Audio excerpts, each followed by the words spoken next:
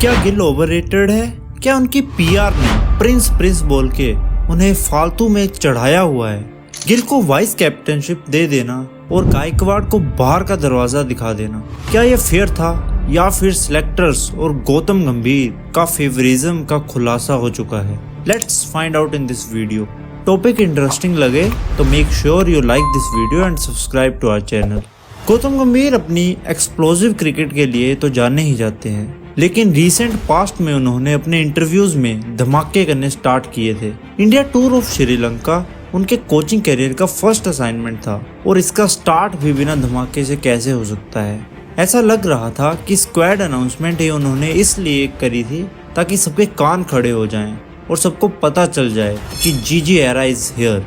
Squad announcement में ऐसी कई चीजें थी जिसने सभी को शौक और सरप्राइजेस दिए, लेकिन मुझे पर्सनली सबसे ज्यादा गुस्सा आया गायकवाड़ के सिलेक्शन ना होने पर। रोहित और कोहली के रिटायरमेंट के बाद 2 पोजीशंस खाली हुई थी, जिसके लिए गिल, गायकवाड़, अभिषेक शर्मा और यशस्वी जायसवाल लाइन में थे। एक चीज जिसने मेरे इंडियन क्रिकेट फैन के दिल को खुश कर दिया था कि 2 लेजेंड जा रहे थे, लेकिन उनकी जगह लेने ऐसे 4 एक्सट्रीमली टैलेंटेड प्लेयर्स एकदम तैयार बैठे थे और ईशान किशन, मयंक अग्रवाल, वेंकटेश अय्यर जैसे ना जाने कितने खिलाड़ी तो बस एक अपॉर्चुनिटी के इंतजार में हैं।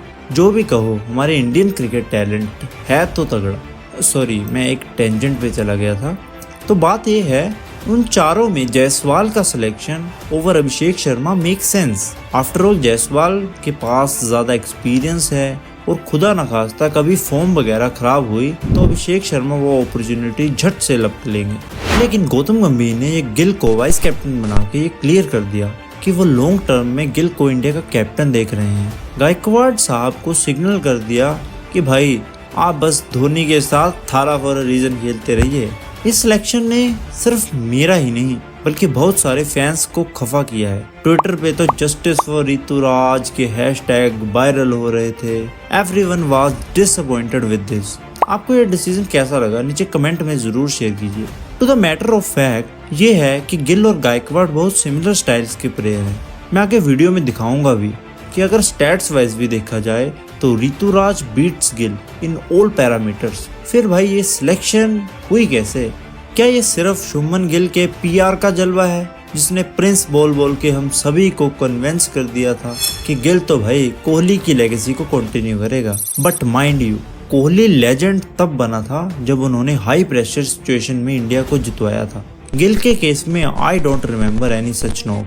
पब्लिक तो पीआर से जाती है, लेकिन क्या कोचेज और सिलेक्टर्स भी पीआर के शिकार हैं? राहुल द्रविड़ के टेन्योर में भी हमने देखा था कि गिल को बार बार मौके दिए जा रहे थे, which generally does not happen with the young unproven talent। एक थ्योरी तो ये भी है कि शायद इसमें गिल के ससुर जी का हाथ है। शायद वो ही बीसीसीआई के सामने जाके गिल के लिए फेवर मांगते हैं। अब एक बाप सारा जैसी बिटिया को कैसे दुखी देख सकता है? जोक्स अपार्ट, इस गुत्थी को सुलझाने की कोशिश करते हैं कि आखिरकार क्यों गिल को चुना जाता है और गायकवाड़ को नहीं। पहले तो स्टैट्स कंपेयर करके देख लेते हैं और प्रूव कर देते हैं कि ऑब्जेक्टिवली कौन सा प्लेयर बेटर है, क्योंकि ये दोनों सिमिलर पोजीशंस पर खेलते हैं। स्टैट्स कंपैरिजन ज्यादा एक्यूरेट रिप्रेजेंटेशन दिखाएगा। Let's start with T20s। Gill ने 2023 में डेब्यू किया था। उन्होंने आज तक 19 मैच खेले हैं, जिसमें उन्होंने 29.17 के एवरेज के साथ 505 रन बनाए with the strike rate of 139.50। On the other hand Gaikwad के स्टैट्स पर नजर डालो तो उन्होंने 2021 में डेब्यू किया था, जिसमें उन्होंने 23 मैच खेले और 39.56 के एवरेज के साथ 633 रन्स बनाए हैं with the strike rate of 143.54। IPL में देखा जाए तो गिल ने 2018 में डेब्यू करने के बाद 103 मैचेस में 37.84 के एवरेज के साथ 3216 रन्स बनाए हैं और इसमें उनका स्ट्राइक रेट था अराउंड 135.70 का।